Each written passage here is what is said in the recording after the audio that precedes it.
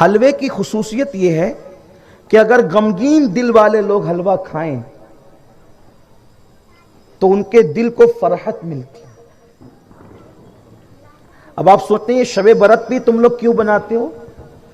تو رات کو شب برات میں بزرگوں کا معمول تھا اللہ کی خشیت میں رونا، تو رو رو کر دل حزن و ملال میں ڈوب جاتا تھا، تو صبح کو حلوہ کھا لیتے کیونکہ وہ فرحت عطا کرتا.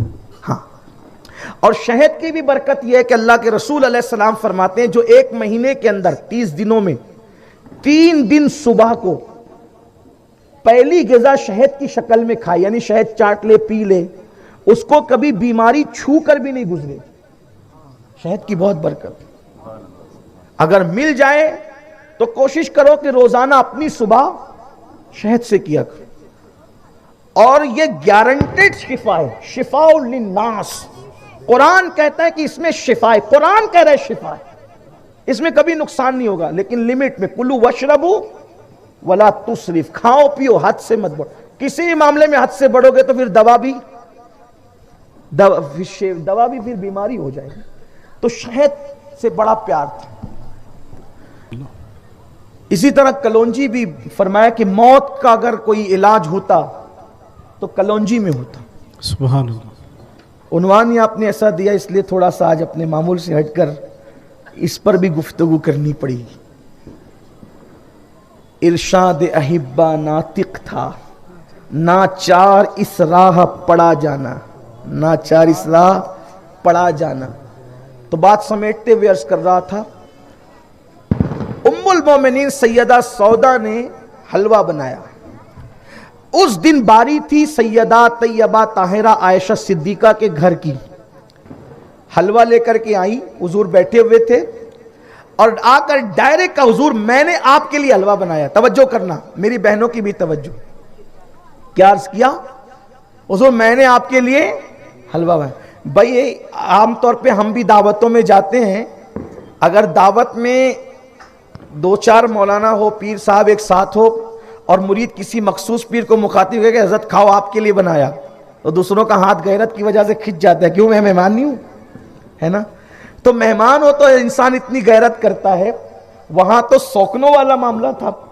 آئی لے کر کے کہتی حضور یہ حلوہ کھائیں، میں نے آپ کے لیے بنایا. تو حضور علیہ السلام نے آنکھ سے اشارہ کیا. یہ بھی میرے محبوب کی ادائے دل ربانہ کوئی ملاحظہ. حضور نے آنکھ سے اشارہ کیا، آنکھ سے اشارہ.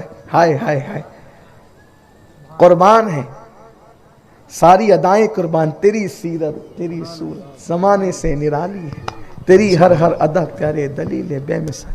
ہم کیا بتا سکیں، آنکھ سے اشارہ ہے. وہ نرگسی آنکھیں جس کے اشارے ابرو پر نظام کائنات بدلتا ہے. سیدہ سودا کو کہا ان کو بھی کہو، اشارہ کیا، یعنی عائشہ کو بھی کہو کہ وہ بھی کھائے.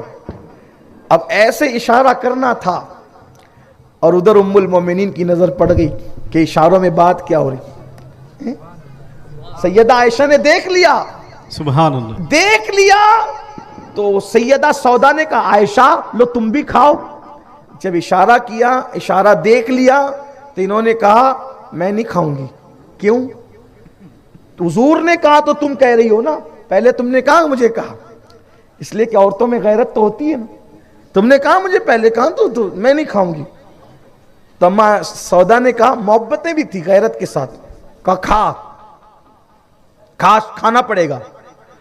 میں نے کہہ دیا نا میں نہیں کھاؤں گی. پھر کہا نہیں کھاؤ گی نا تمہارے منہ پہ مل دوں گی، کھاؤ. ہاں ٹھیک ہے مل دو. انہوں نے حلوہ اٹھایا اور اما عائشہ کے منہ پہ مل. حضور اتنا ہنسے جیسا کہ ان کی شان تھی کہ حضور کی داڑیں نظر آئے، داڑھ شریف نظر آئے. اتنا ہنسے، محظوظ ہوئے، خوش ہوئے، ہنسے. اب جب ام المومنین عائشہ صدیقہ کے چہرے پہ انہوں نے حلوہ لگا دیا تو سرکار نے فرمایا عائشہ انہوں نے تمہارے چہرے پہ حلوہ ملا، اب تمہاری باری ہے. میں اس کے ہاتھ پکڑتا ہوں، تم اس کو حلوہ ملو. اور حضور نے حضرت سودا کے ہاتھ یوں پکڑے. ہائے ہائے ہائے، یہ حضور کے گھر کا سبحان اللہ. آج تو آگ لگ رہی گھروں کے اندر، ماں بہن کی گالیاں دی جاتی ہے. یہ اپنے نبی کی سنت ہے میرے بھائیوں. اس طرح سے زندگیاں گزرتی ہے خوشی خوشی. حضور نے پکڑا ام المومنین نے حلوہ لیا اور ان کے منہ پہ مل دیا. حضور نے فرمایا برابری ہوگی.